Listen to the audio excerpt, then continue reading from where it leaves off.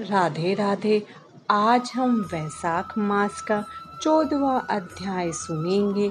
तो हम अध्याय शुरू करते हैं। राजा मिथिलेश पूछने लगे कि हे ब्राह्मण, वैशाख मास के धर्म अति सुलभ हैं और ऐसे अनेकों पुण्य के देने वाले हैं जो भगवान को प्रसन्न करते हैं और तत्काली धर्म, अर्थ, काम और मोक्ष को देने वाले हैं। परंतु ऐसे वेदानुकूल धर्म भी संसार में ज्ञात नहीं है। अनेक प्रकार के राजसी धर्म और तामसी धर्म ही इस संसार में विख्यात है। इसका क्या कारण है?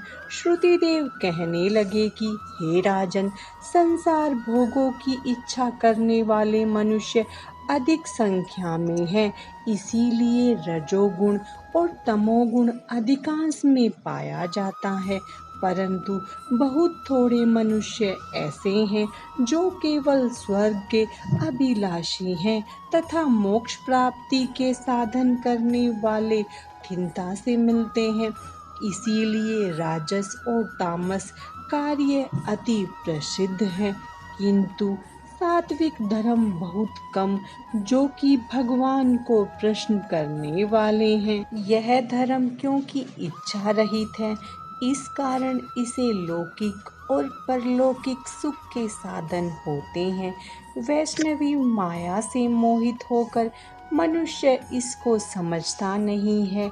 जैसे आधिपत्य के प्राप्त होने पर मनुष्य के मनोरथ पूर्ण होते हैं, परंतु वैशाख मास के सब धर्म सात्विकों के लिए कहे गए हैं और यही सतोगुणियों का धर्म है। इस पर एक पुरातन इतिहास कहता हूँ। इक्ष्वाकु वंश में नर्गपुत्र एक बड़ा यशस्वी, अक्रोधी, ब्राह्मणों का मान करने वाला राजा हुआ है। एक दिन वह शिकार खेलता हुआ वशिष्ठ जी के आश्रम में जा पहुंचा।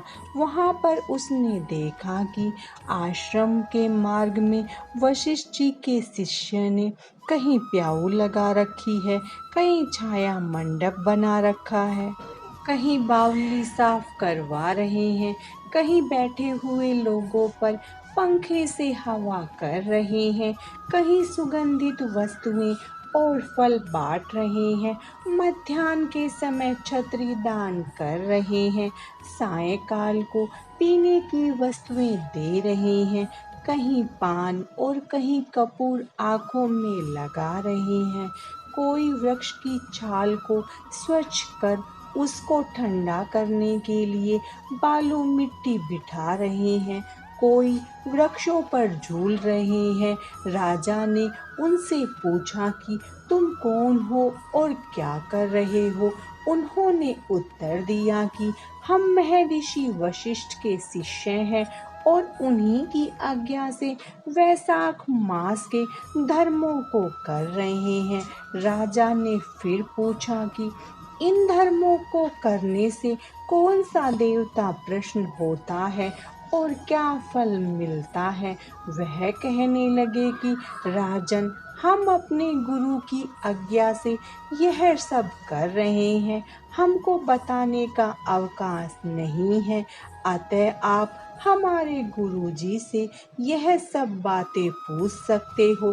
शिष्यों की यह वार्ता सुनकर वह महायशस्वी राजा संपूर्ण धर्म के तत्वों को जानने वाले श्री वशिष्ठ जी के आश्रम की तरफ चल दिए। उनका आश्रम विद्या और योग का स्थान था।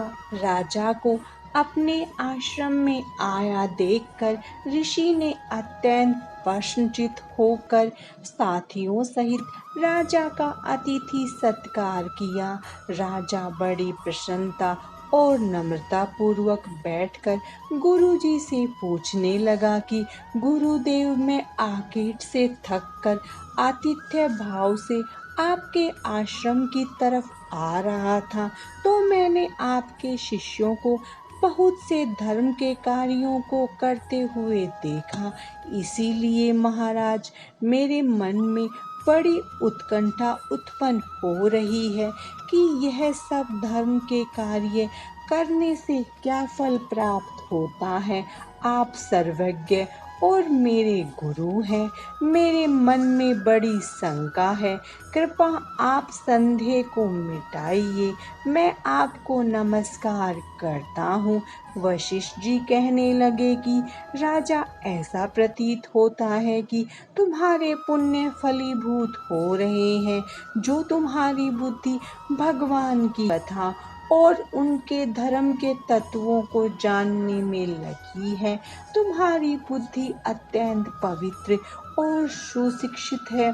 जो प्रश्न तुमने किया है, हम हर्षपूर्वक उसका वर्णन करते हैं। इसके सुनने मात्र से बहुत से पापों का नाश होता है। जो सब धर्मों को छोड़कर विषयासक्त हो जाता है, वह भी यदि प्रातःकाल वैशाख का स्नान करे तो भगवान का प्रिय हो जाता है। जिसने धर्म के सब कार्य संगोपांग किए हो, किंतु वैशाख का आदर न किया हो, तो भगवान उससे दूर ही रहते हैं। जिसने वैशाख मास बिना दान तथा स्नान खो दिया, वह इस कर्म से चांडाल योनि में जन्म लेता है। वैशाख मास में श्रद्धा से भगवान का थोड़ा भी पूजन करता है, वह उसी से प्रसन्न हो जाते हैं। अधिक धन, अधिक परिश्रम वह नहीं देखते।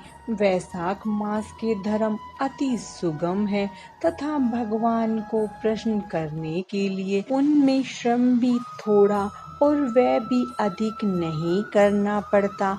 इसीलिए जो वैशाख मास के धर्मों को नहीं करता, वह दंडनीय है। इस प्रकार ऋषि ने राजा को सब शास्त्रोक्त वैशाख मास के धर्म समझाए।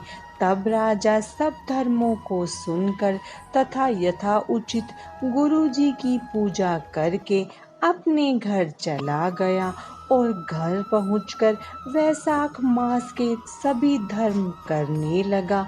इति श्री वैशाख महत्तम 14वां अध्याय समाप्तम। बोलो राधे राधे।